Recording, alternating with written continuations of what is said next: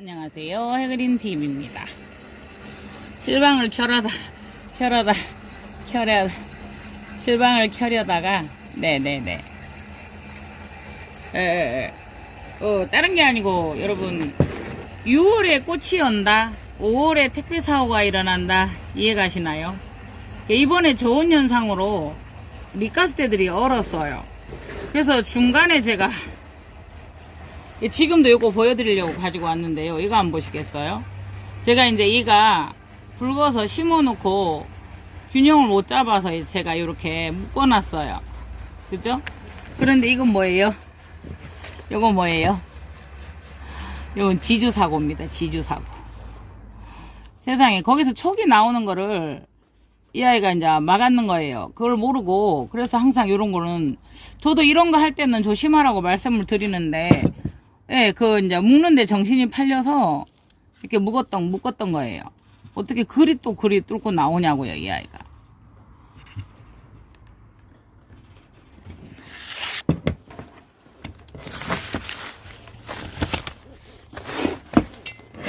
보이시나요? 이거.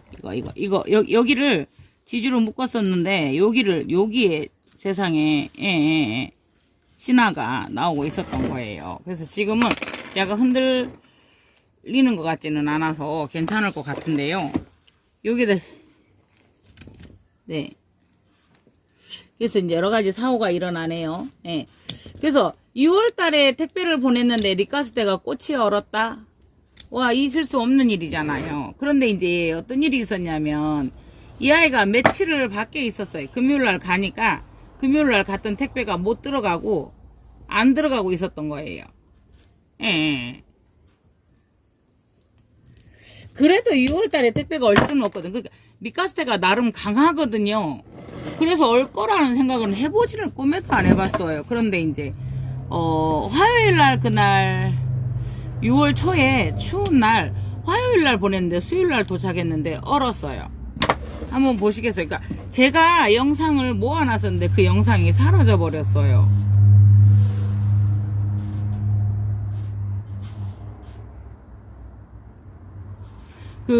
여러분들에게 보여드리려고 영상을 제가 제작을 했었거든요. 근데 없는 거예요.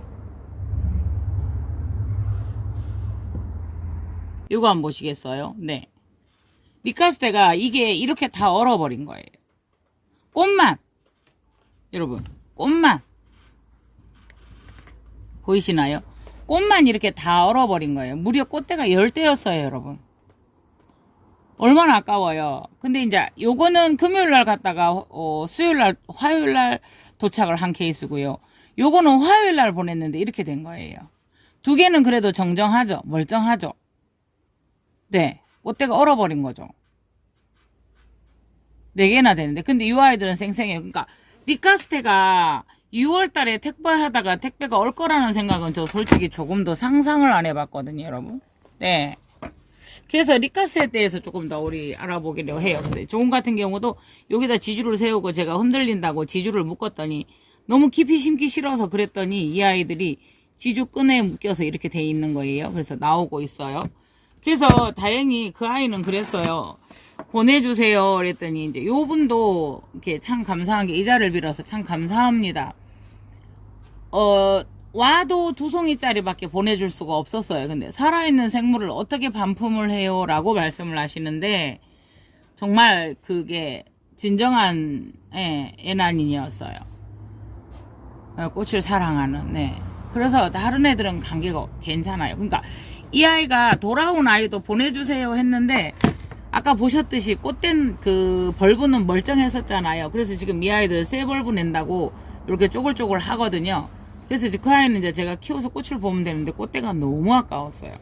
이 아이들도 보면 다른 이제 카틀리아나 이런 것처럼 덴드로비움 이런 것처럼 새 벌브에서 이렇게 뿌리를 내고 있죠. 보이시죠? 네네네네. 그래서 리카스테나 이런 애들은 물을 좋아하면서도 물을 싫어해요. 그러니까 벌브 자체가 크다 보니까 물통이 크죠. 네, 그래서 물을 많이 주면 여기 뾰족한 거 잘라주셔야 돼요. 만지실 때 다쳐요. 그래서 이렇게 물을 조금 그러니까 저렇게 수태에 심어놔서도 거의 안 주다시피 해야 돼요.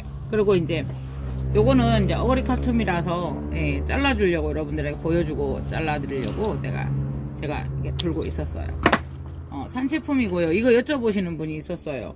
요거는 산제품이고요. 25만원이에요. 네네네. 새 벌브는 지금 튼실하게 나고 있고요. 이 아이들은 조금 있으면 네, 살이 차오르고요. 새 벌브를 중시를 하셔야지 이 앞에를 중시를 하시면 안 되거든요. 네, 이제 그렇고요. 네.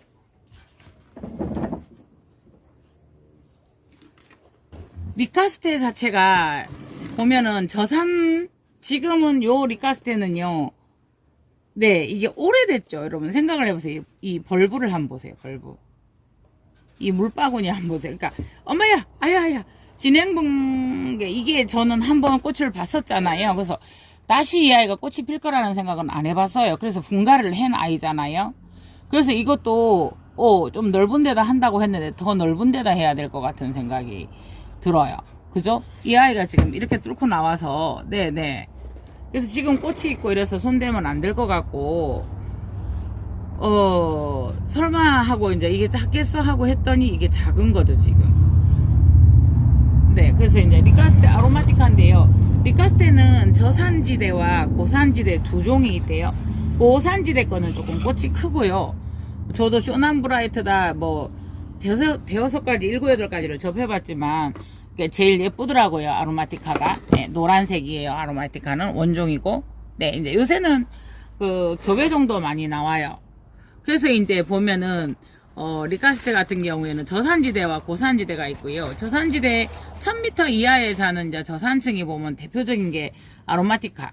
좀 키우기 쉬운 거. 네, 그 다음에 1800에서 3000m 고지대에 자생하는 게 보통 두 종류로 나뉜대요. 1000m를 기점으로. 그러니까 일반적으로 이제 대륜화가 피는 고산지대 것은 내서성이 거의 없대요. 그러니까 조금 덥거나 춥거나 이런 거에 대해 예, 특히나 이제 그 더운 거를 못 견뎌 한대요. 아로마티카 리카스테가. 네네네네. 그래서 저산지대께 비교적 잘 크고 좀 기르기도 용이하고 저희가 여름에 이제 고온다습하기 때문에 여름을 좀 조심하셔야 되고요. 네네네. 그래도 노란색 꽃이 피는 이 아로마티카가 제일로 인기가 많고요. 예, 제일로 강한 편이고요. 예. 쿠르엔타라는 종류가 있는데 저도 그 아이는 아직 못 봤고요. 지금 현재 저희가 본 게 뭐 조남브 브라이트라든가 몇 가지 제가 여러분들하고 5, 6가지를 이렇게 다루어 봤는데 다 기억하지는 못해. 근데 제일로 인상이 남는 게 예, 요 아로마티카. 예. 이게 저산지대이면서 예쁘고 잘 견디고 근데 꽃이 잘 피더라고요. 네네네네. 그래서 또 보면은 내서성이 강한 편이라 하더라도 스키넬이라는 종이 있대요. 이게 그 아이가 또 좀 약하고요. 그래서 지금 현재 우리가 이거 가지고 있는 아이를 중점적으로 여러분들하고 얘기를 한번 해보겠습니다. 보통 리카스테는 저중온성이라서 조금 저희가 차가워도 잘 견딘다고 생각을 했어요. 여름에는 서늘하고 환기가 잘 되는 장소에 겨울에는 야간 최저온도 15에서 15도를 유지하라고 되어 있거든요. 그러면 저때 저희가 우리 15도, 17도로 야간 온도가 떨어졌을 때 그 서울 쪽에는 10도까지 떨어졌어요. 그런데 또 꽃하고는 또 다른 거였었나 봐요. 그때 꽃이 얼었다니.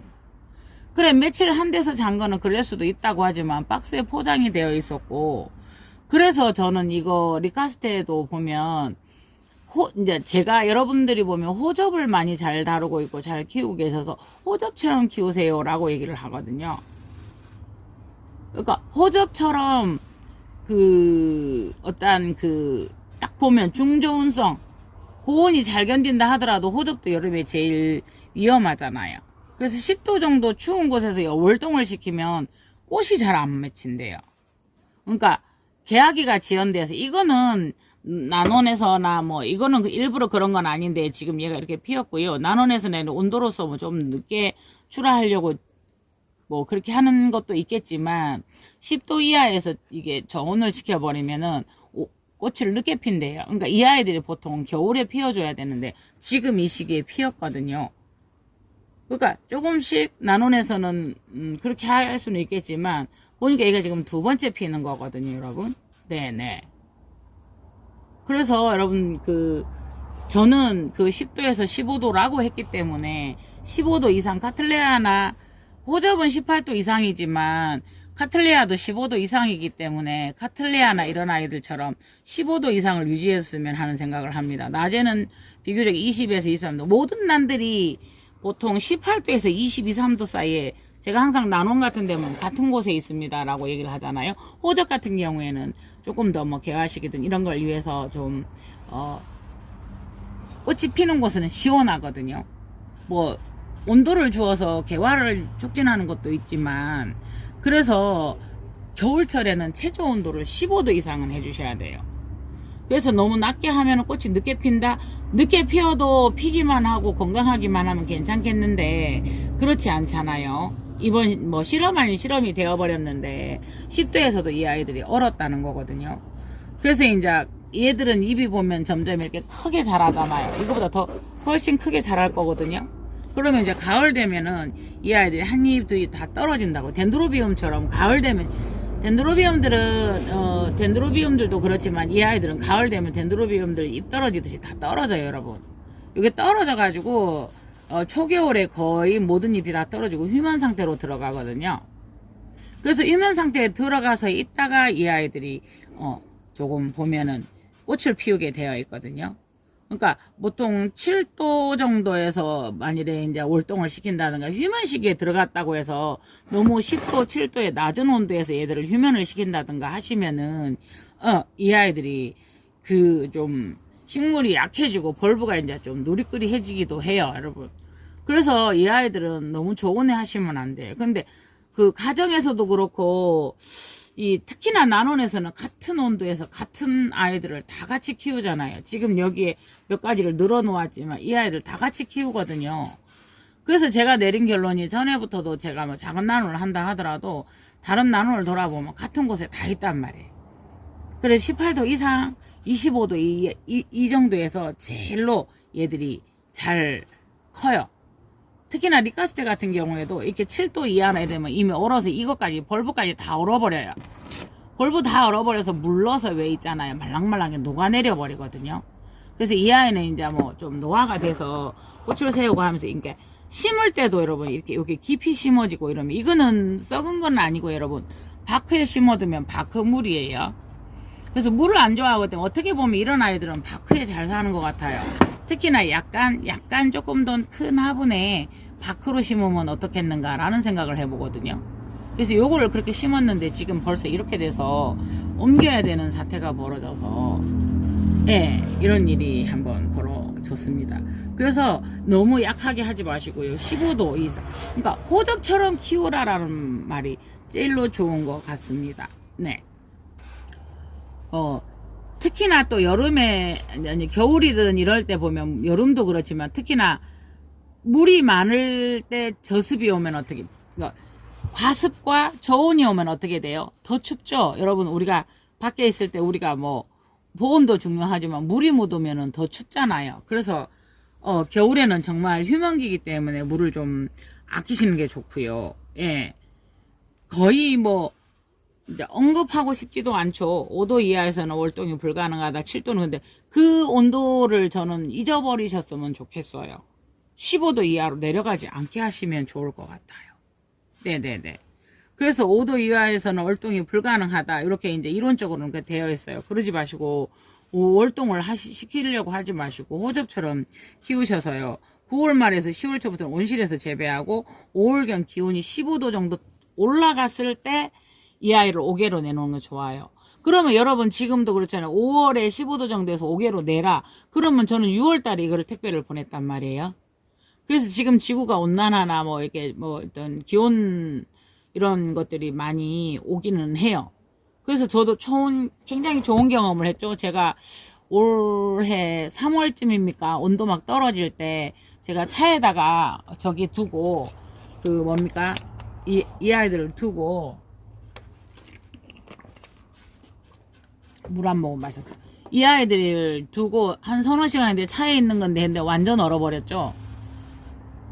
그 어그리카툼 제가 산채품 나눴다가 얼어가지고 지금 반 죽은 거 아시죠?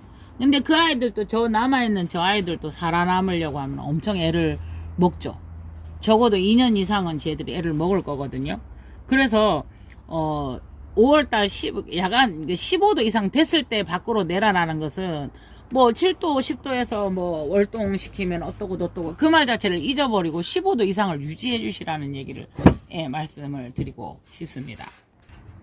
그래서 3, 4월 이른 봄날에는 맑은 날에도 좀 기온이 급상승하는 초가을 또 이런 낮의 기온이 55도 이상 올라가면은 빨리 환기를 시켜 주셔야 되고요. 여러분 우리가 촌에서도 장독에 이렇게 장 발효시킬 때 그 뜨거운 빛을 보고도 애들이 발효가 되죠. 근데 아파트에서는 따뜻한 그 기온을 안고 장이 절대 맛있지를 않고 잘 안 떠요. 그 이유가 이게 뜨거워도 환기가 되면 식혀지고 또 다시 올라가고 해서 막 고온 상승하는 일이 없어지는데 베란다 같은 데는 이게 유리를 통해서 들어와 버리니까 막 올라가거든요. 그래서 이 아이들은 조금은 호접처럼 예민하다고 보시면 돼요. 그래서 호접이 최저 18도에서 뭐 25도를 넘기면 안 좋다. 그래도 뭐 지금 우리 한국의 여름 날씨 뭐 그렇잖아요. 많이 올라가잖아요. 그때는 최대한 물 조절을 해서 이 아이들이 무르지 않게 하는 게 비법인데요. 리카스 때도 그렇게 생각을 해주시면 좋습니다. 어쨌든 아무리 잘 견딘다 하더라도 6월에도 얘가 얼었으니까요. 5월달 이런 때 이렇게 보면은 조심을 하시는 게 좋을 것 같습니다. 그래서 만일에 내놨다 하더라도 일기예보를 좀 예의 주시해야 돼. 6월달에 저는 그런 일이 생길지를 몰랐거든요. 특히나 이제 이 아이들은 여름에 기온이 오를 때 정말 물 주지 마시고요. 네, 조금 이렇게 쪼글쪼글해도 다 살알고 이 촉을 내고 하기 때문에 물 주지 마시고, 네, 고온 다습, 그 다음에 저온 다습은 정말 안 좋죠. 항상 하는 말이지만 사계절이 뚜렷한 저희 나라에서는 여름과 겨울을 굉장히 잘 지나가야 되잖아요. 그래서 이 아이들이 밤에 막 28도, 29도 내려가 버리면 열대야 때는 현저하게 이 아이들이 성장이 멈추어 버리거든요. 그래서 제가 그렇게 리카스를 오래 키우진 않았는데 이것을 보고 정말 반했었거든요. 이건 뭐예요? 그랬더니 우와, 너무 우아하더라고요, 꽃이. 네. 이 아이들이 그런 온도나 이런 걸 지켜주지 않으면 보기에는 싱싱해 보이지만 속에서는 건강하지 못하면 꽃을 피우지 못하기 때문에 그렇게 낮은 온도나 이런 데 아니면 너무 고온 그런 데는 처음부터 이렇게 재배를 안 하는 것도 맞다라는 말도 있거든요. 근데 이제 이 아이는 일조 시간은 길어야 돼요. 조도가 높고 일조 시간이 긴 장소에서 잘 자라지만 네. 어느 정도 강강을 요구를 하는 듯 하면서도 긴 햇볕, 오랫동안 햇볕을 좋아하지만, 그러니까 신비디움이나 이런 아이들처럼 직사광선이 오게 되면 바로 잎이 타버려요. 잎이 타버리면 그만큼 아이들이 약하기 때문에 3월 말부터 4월부터 30에서 50% 차광을 하고 빛이 강해지는 장마 이후에는 거의 60, 70% 차광을 해줘야 한다. 그러니까 저희도 지금 현재 이 난원에도 차광막을 쳤죠. 까맣게 일조량을 막을. 근데도 지금 40도 넘어가고 그러면 아예 커튼을 위에 천막을 쳐버리죠.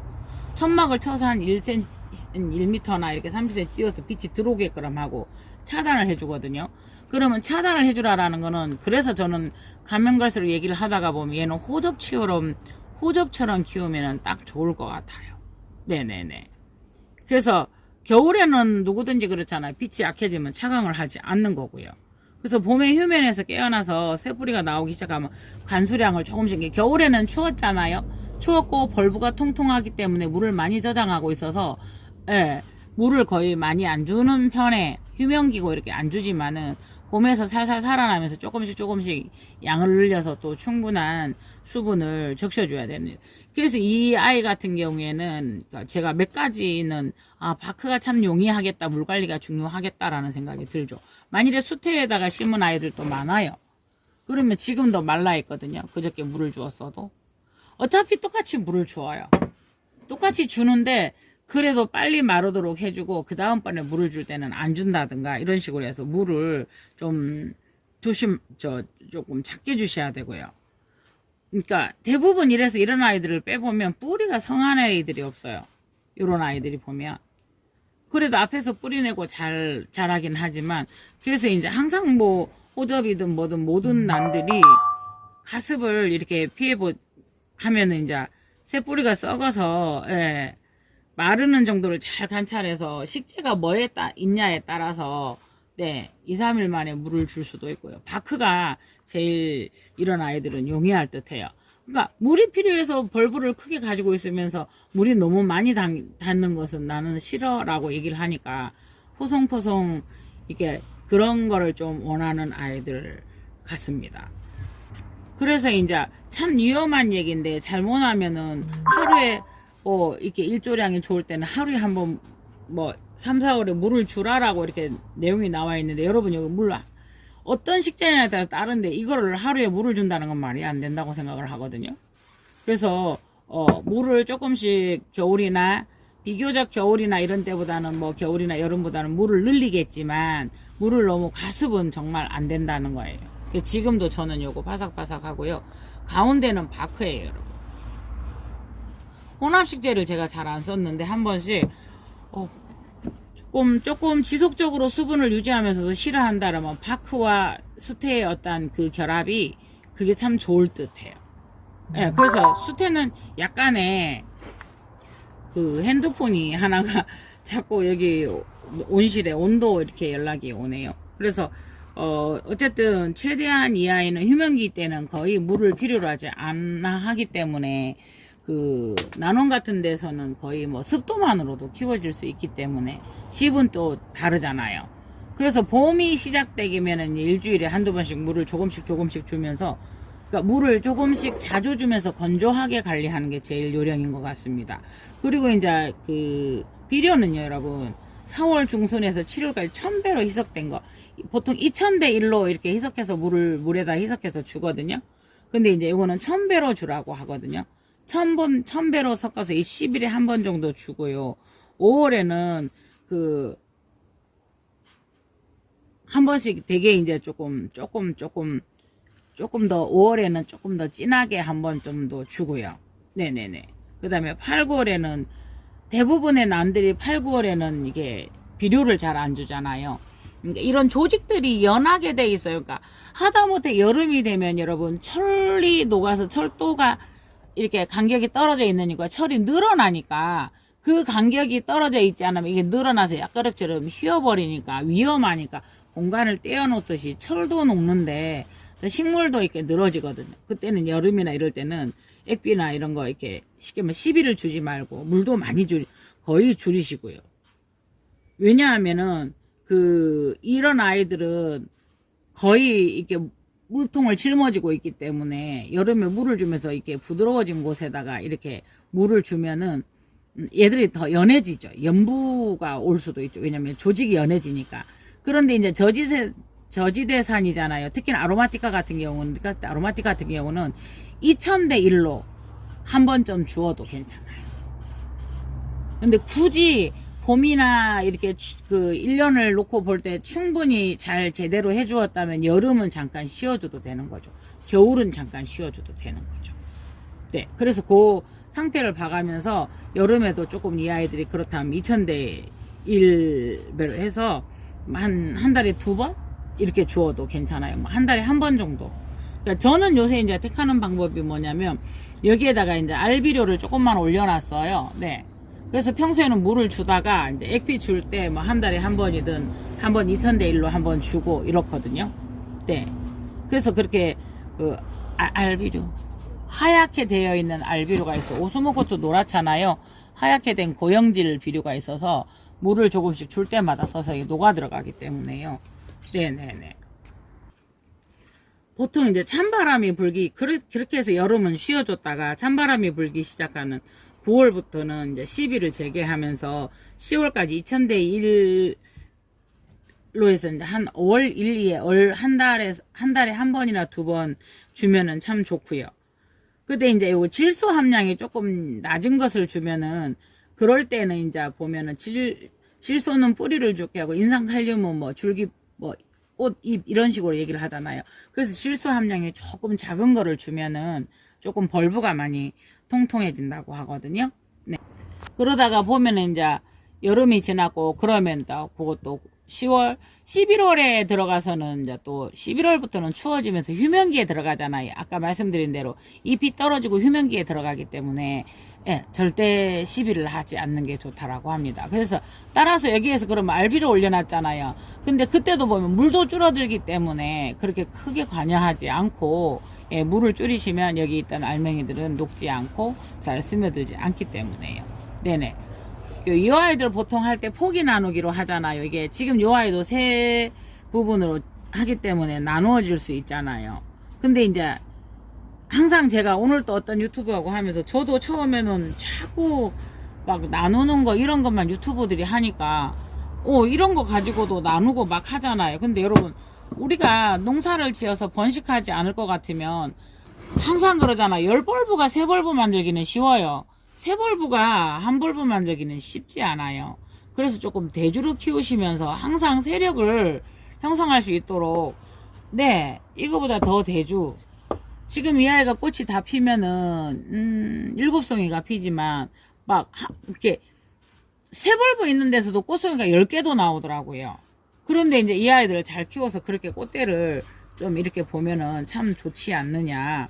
그래서 이게 조금 약간 빡빡한 데 심으라고 해서 저도 빡빡한 데 심었는데 또 이거 보면 깝깝해서 갈아주고 싶어서 좀 그런 점이 있습니다. 그래서 될 수 있으면 이 화분을 꽉 메운 다음에 조금 더 넓혀주고 될 수 있으면 집에서는 뭐 어떤 식물이든 대주로 한번 키워보시는 게 어쩌한 이 아이들이 건강한 거 자꾸 조그만 거 그러니까 뭐 예를 들어서 가격이 좀 비싸고 이러다 보니까 작은 거 심고 그 판매하기 위해서 그렇고 농장에서는 번식하기 위해서 그 주 목적이 그거지만 가정에서는 그래야 될 이유가 없다고 보거든요. 오늘 또 어떤 유튜브하고 그래 따면서 그 얘기를 해줬거든요. 이제 고아 같은 덴드로비움 고아 같은 경우도 이제 다른 이야기겠지만 굳이 안 떼도 되는데 굳이 하는 방법을 보여주기 위해서 있는 아이를 갖고 하니까 떼고 이런 일이 이제 발생을 하는 거거든요. 그래서 이제 가득 채워가지고 공간이 없거나 이럴 때 한 3, 4년 정도 계속 키우다가 이제 이게 식재도 교환해주고 이러면 참 좋습니다. 근데 식재가 어떤 식재를 썼냐에 따라서도 또 얘기가 달라지지만 뭐 이런 바크 같은 경우 좋은 거는 뭐 5년도 가고요. A4 수태로 했을 때는 분이 커지면은 그렇겠지만은 계속 한 5년 이상은 더 써도 되기 때문에 식재 선택하는 것도 예 좋습니다. 식재 선택을 잘 하는 것도 식재의 성격에 따라서 물을 잘 주는 것도 중요합니다. 적어도 이 아이들은 2개, 3개 이상의 벌브를 가지고 있어야지 하나하나 째서는 안 되거든요. 보면 얘들도 생장점이 있어서요. 여러분 적어도 이 정도는 돼야 되거든요. 보통 이제 2벌브 달고 요거 하나 정도 있는 정도. 그러니까 2벌브 있고 신화가 나오는 게 진행벌브가 되는 거. 그러면 이 아이들은 태벌브인데 그렇다고 이 2개를 한다고 나올지 안 나올지 모르거든요. 그래서 이렇게 포기 나누기 함부로 하지 마시고요. 이 아이가 신화가 나왔다면 굳이 나눠보고 싶으면 여기서 신화가 나왔을 때는 이게 나누어도 되지만은 여기서 나왔을 때는 이렇게 요거하고 이렇게 나누어도 되지만 될 수 있으면 안 나누는 게 좋습니다. 그리고 이제 병충해 예방은 보통 10일에 한 번 정도 아니면 보름에 한 번 정도는 살균제를 쳐줘야 되거든요. 그런 농약이나 이런 거에 대해서도 여러분들하고 조금 많이 다른 꼭 이 아이 아니라도 그런 얘기를 조금은 나누고 싶었었어요. 그래서 이제 뭐 천연 살균제도 많이 사용을 하셔야 되고요. 뭐 응애나 개각충 뭐 깍지벌레 이런 아이들이 그 아이들을 죽일 수는 없다는 제가 결론을 얻었거든요. 여러 조언도 없고 활동을 못하게 주기적으로 해줘야 되는 거죠. 그러니까 가정에서는 이제 어쨌든 전홍약법으로 할 수밖에 없는데 그런 얘기들을 한 번쯤 여러분들하고 실방을 하면서 얘기를 해봤으면 하거든요. 제가 이제 많이 쓴 게 뭐였냐면요. 뭡니까? 저희는 시나몬 가루를 커피에 잘 타 먹어요. 그리고 이제 그 시나몬 리프라고 해서 시나몬 잎에서 축출한 아로마를 좀 쓰기도 하거든요. 그러면서 EM하고 2가지만 저희가 써봤어요. 거기다 이제 식초 타서도 한번 해봤고, 그런데 별로 이제 효과를 못 봐서, 물론 주기적으로 여러 번 해야 되죠. 한 번 해서는 안 되거든요. 어쨌든 병충해도 천연 살균제나 이런 걸 이용해서도 주기적으로 해줘야 된다는 거. 예. 그거를 제가 터득을 했고요. 막 약이나 이런 게 계속 뭐 전농약이고 요새 굉장히 기능성 있는 농약들도 나오지만은요. 집에서는 꺼려 하시거든요. 근데 저는 이번에 약을 집에도 쳤거든요. 근데 이제 한 번 쳤어요. 한 번 처음으로. 옛날에 그 킬라로 돼 있는 걸 아무리 뿌려도 안 되더라고요. 그래서 여기 난원에 치는 걸 한번 들고 와서 친 걸 보셨죠? 그래서 제가 휴대용 작은 그 분무기를 하나 샀었던 것이거든요. 그래서 제가 이제 여러분들하고 이런 가스테나 이런 걸 나눔을 했었는데요. 네. 요렇게 해서 같이 예쁘게 한번 키워보게요. 저도 이제 이게 이쁘다고 달라고 하니까 드리고 해서 이제 못 그랬는데 지금 같은 경우는 요거는 수태가 제법 많아요. 근데 예, 이렇게 고슬고슬 말라요. 습도가 없는 게 아니에요. 고슬고슬 말라 있고요. 또 촉을 잘 주네요, 이 아이들이. 그래서 이 아이가 여기서 촉을 주었으면 두세 개는 더 주어야 되는데요. 네.